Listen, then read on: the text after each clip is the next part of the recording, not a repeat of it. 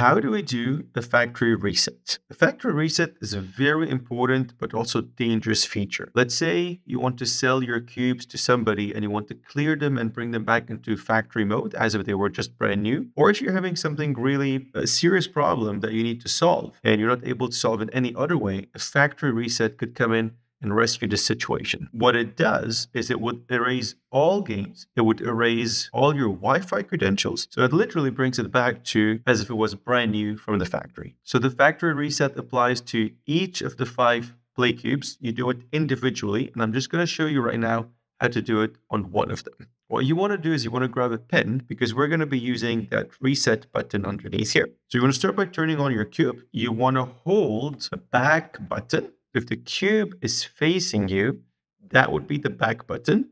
And then we're also going to use the right button. If the cube is facing you, that's to your right over here. We're going to start by holding the back button, turn the cube, press the reset button, wait for a white diamond shape to show up, and then press the right button until you see a white check mark.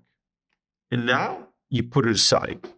So what's going to happen is it's going to start the reset and it's going to show a star that's going to start completing. This will take a few minutes. Once that step is done, it'll show a green smiley face to confirm that the step was completed. Now, all you have to do is you turn it, you hit the reset button, and then it'll restart like you just got it from the factory.